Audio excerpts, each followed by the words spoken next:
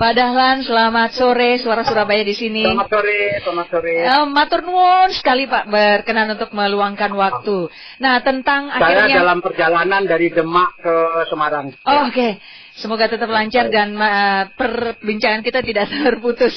Pak, monggo, tentang pemadaman bergilir yang akhirnya seperti statement awal ketika chat tadi, ternyata Menteri SDM sudah diingatkan. Gimana Pak Dahlan selaku mantan Dirut PLN? Ya tentu saya tidak ikut-ikut lagi ya, tetapi saya kan mendapat surhat dari banyak juga para pelaku kelistrikan, terutama sudah lama sebetulnya bahwa masalah pasok batu bara ke pembangkit listrik itu kan agak seret begitu, karena kalau harga batu bara baik, dolar tinggi seperti sekarang, itu kan para pengusaha batu bara kan semangatnya untuk dikirim ke luar negeri, padahal ini kan produk miliknya bangsa Indonesia. Nah, sekarang ini pasokan untuk pembangkit listrik itu seret. Bahkan ada pembangkit listrik yang stok batu baranya itu tinggal 10 hari, tinggal 12 hari. Sementara pengiriman batu bara itu kan dari Kalimantan, dari Sumatera, yang itu memakan waktu. Nah, sehingga banyak pembangkit listrik, ini menurut beberapa teman saya yang di bidang itu mereka melakukan namanya penghematan batu bara. Dalam pengertian begini, kira-kira kapan batu bara baru akan datang? Misalnya ini, misalnya stoknya tinggal 1 minggu, kemudian batu bara yang baru datang katakanlah 15 hari lagi, begitu, karena pengapalan segala macam. Nah, itu mereka mengurangi kapasitas. Jadi misalnya kalau biasa bisa memproduksi katakanlah 600 megawatt, ini memproduksi 400 saja supaya batu baranya diolor dari cukup seminggu menjadi cukup katakanlah 15 hari begitu. Nah, ini yang oleh menteri kita itu dianggap tidak betul. Batu bara lancar segala macam begitu, ya sudahlah, itu kan memang orang kan begitu. Nah, ya sudah, terserah sekarang. Nah, kemudian saya mengikuti pembicaraan Anda di SS waktu itu dengan pelanggan-pelanggan yang mengeluh listrik padam, kemudian Anda mengontak orang PLN, kemudian juru bicaranya mengatakan karena ada pemeliharaan, karena kemudian ada desak waktu itu berapa jam pemeliharaan itu, ya 2 jam sejak dulu pemeliharaan itu 2 jam. Lalu kemudian pendengar Anda mengatakan ini sudah lebih dari 3 jam 4 jam katanya begitu, sehingga nggak bisa dijawab dengan baik. Nah, memang mungkin PLN ini kan perusahaan negara, dia itu tidak berani kalau misalnya ngomong apa adanya, apalagi menterinya sudah ngomong seperti itu. Kalau PLN ngomongnya berbeda, nanti dia kena sanksi dan segala macam. Tapi kira-kira yang betul adalah itu tadi, banyak pembangkit listrik yang mengolor batu bara agar dicukup-cukupkan sehingga jangan dibakar banyak-banyak, dan akibatnya kan listrik kan kurang. Berarti kalau listrik kurang, ya gimana?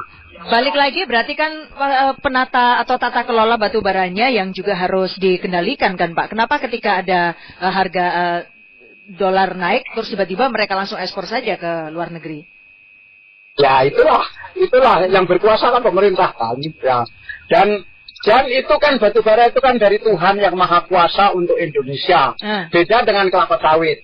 Kalau kelapa sawit sih memang di tanah Indonesia, tapi kan pengusahanya kan masih harus membibit, harus menanam, harus memelihara, harus memanen. Kalau ini kan tinggal ngeruk saja batu baranya gitu. Apalagi tidak seperti di Tiongkok, batu baranya berada di 1000 meter di bawah tanah. Di Indonesia ini kan batu baranya kan di permukaan tanah begitu. Sehingga memang ini harus diatur sebaik-baiknya untuk kepentingan dalam negeri dulu. Tapi peraturan itu sudah ada. Peraturan itu sudah ada. Tapi dilanggar habis-habisan begitu. Pak, dan ini di Kementerian SDM kan? Kenapa? Di Kementerian SDM juga kan? Aku nggak mau ngomong. Ya iyalah. Nah, Enggak, artinya antara Saku 1 dan Saku 2 ini ketika untuk penataan jadi kayak bingung sendiri gitu Kak Pak Dahlan, maaf.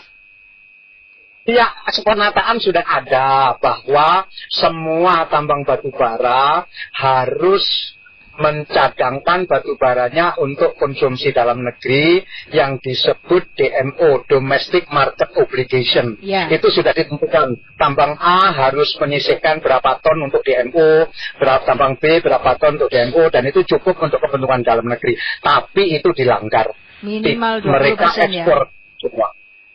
Nah, begitu. Dan ternyata akhirnya diekspor semua. Pak, kemudian ini kalau begitu apa solusi jangka pendek gitu Pak? Ada masukan?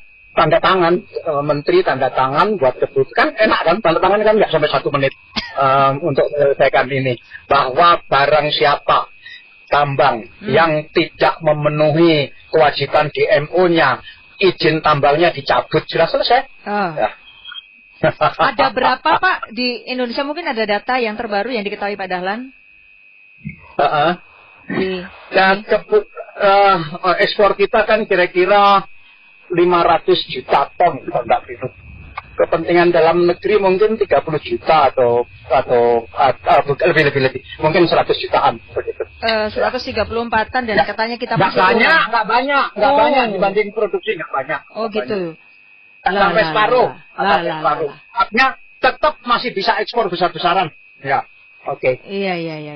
Oke. Oke dulu ya, saya sudah sampai pabriknya Polytron. Ya, Saya harus bertemu dengan pimpinan bosnya Polytron di Semarang. Ya, di pabriknya. Pak Dahlan, terima kasih ya Pak Dahlan. Selamat sore. Sore.